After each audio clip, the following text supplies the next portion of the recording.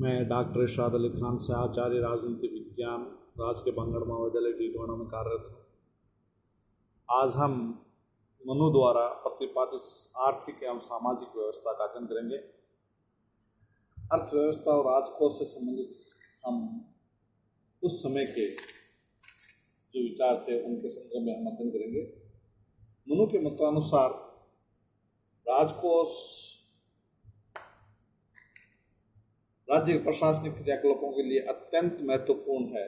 इसलिए प्रत्येक राजा द्वारा अपने राज्य की अर्थव्यवस्था को सुदृढ़ करने की हर संभव कोशिश की जाती है। आर्थिक दृष्टि से कमजोर राज्य को अनेक प्रकार की समस्याओं का सामना करना पड़ सकता है। मनुस्मृति में राज्य की आय के प्रमुख साधन बताए, जिसमें बलि यानी विभिन्न प्रकार के कर, शुल्क यानी वस्तुओं की चुंगी से प्राप्त कर, दंड कर यानी जुर्माना। इनमें प्रथम कर व्यवस्था की महत्वपूर्ण है, यानी विभिन्न प्रकार के कर बहुत महत्वपूर्ण है, उनका इन्होंने बताया है। राजनीतिक मनु ने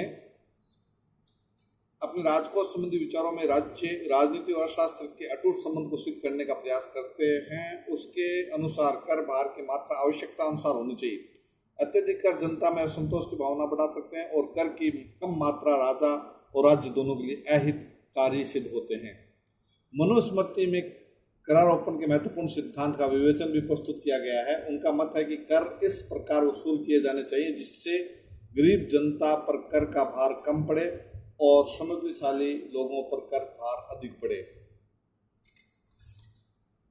कर सिद्धांत के बारे में मनु कहते हैं कि कर न लेने से राजा के और अत्यधिक कर लेने से प्रजा के जीवन का अंत हो जाता है। अतः राजा के द्वारा प्रजा से कर वसूल करने का कार्य निर्धारण सिद्धांतों के आधार पर किया जाना चाहिए।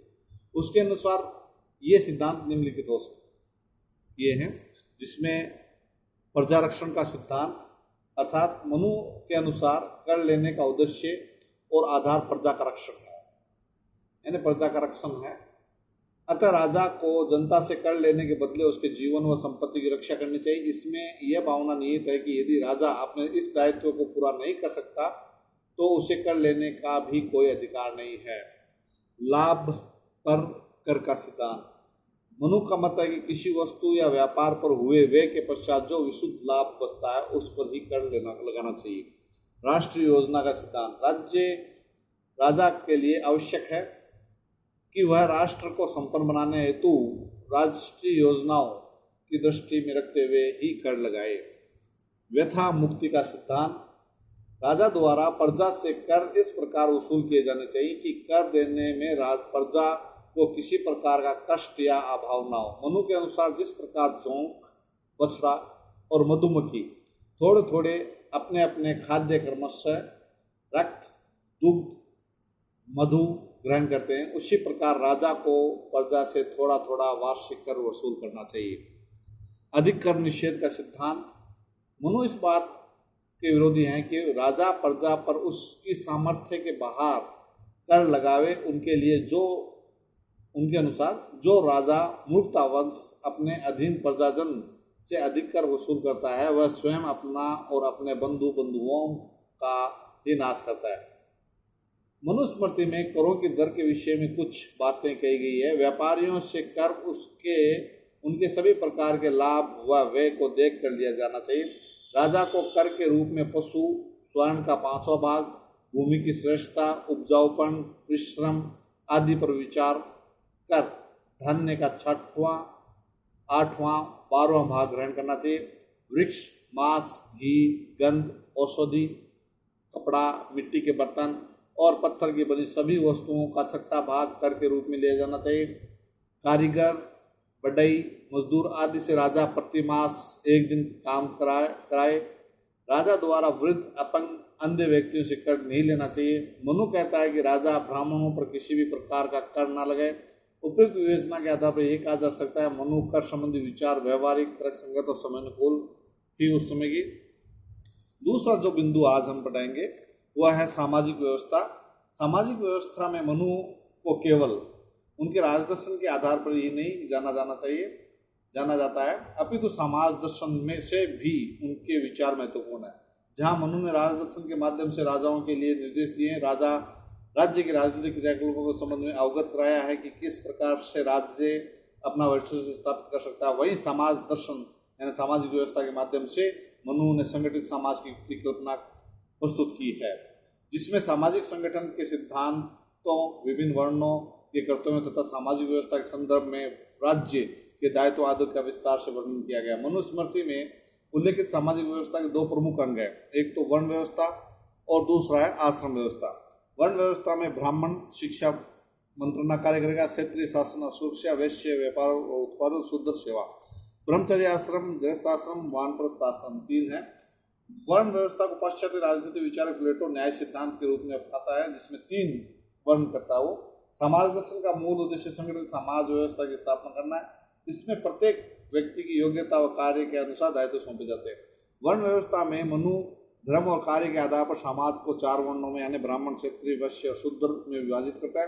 ब्राह्मण का मनुस्मृति में ब्राह्मणों को सर्वोच्च स्थान दिया गया है, इसलिए मनु द्वारा प्रतिपादित सामाजिक, आर्थिक, राजनीतिक, धार्मिक दर्शन का केंद्र बिंदु ब्राह्मणों को ही बताया गया है। उसके मतानुसार वे वेदों का धारण करने वाले हैं, अतः ब्राह्मणों को संपूर्ण सृष्टि का स्वामी माना गया है। मनुस्मृति में कहा गया है कि ब्राह्मण धर्म की रक्षा करने की अपनी क्षमता के कारण सर्वश्रेष्ठ है। ब्राह्मणों का कर्तव्य के बारे में मनुस्मृति में कहा गया है कि इंद्रियों पर नियंत्रण पढ़ना, पढ़ाना, यज्ञ करना, दान करना, लेना आदि मनु ने इस वर्ग को ज्ञान का भंडार बताया। क्षेत्रियों का प्रमुख कार्य शासन का संचालन करना, प्रजा की रक्षा करना, यज्ञ करना, दान देना, ऋण देना, अध्ययन करना आदि है। ब्राह्मणों की भुजाओं से उत्पन्न होने के कारण इन्हें शक्ति से संबंधित कार्य सौंपे गए। मनु ने इसे शक्ति का प्रतीक बताया।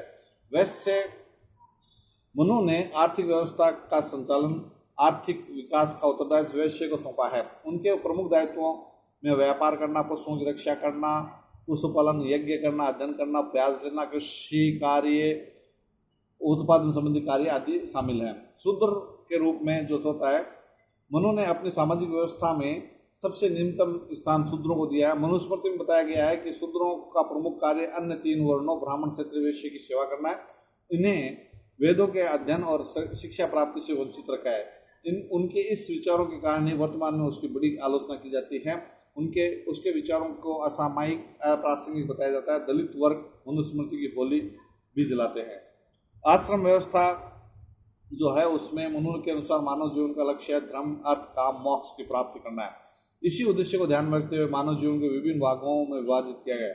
विभाजन व्यक्ति की आयु के अनुसार आश्रम और दायित्वों का निर्धारण किया। मनु ने मनुष्य की आयु 100 वर्ष मानते हुए 100 वर्ष की आयु को 4 आश्रम बांटा है। मनु के अनुसार ब्रह्मचारी आश्रम 25 वर्ष तक, गृहस्थ आश्रम 50 वर्ष तक, वानप्रस्थ आश्रम 75 वर्ष तक, संन्यास आश्रम 100 वर्ष तक है। ब्रह्मचर्य आश्रम के बारे में कहता है, मनु ने बताया कि इस काल में व्यक्ति ब्रह्मचर्य का जीवन व्यतीत करे, वेदों का अध्ययन करे, आलस्य छोड़े, दूसरों की निंदा छोड़े, मिथ्या भाषण से बचे, गुरु की आज्ञा का पालन करे तथा सेवाभावी बने।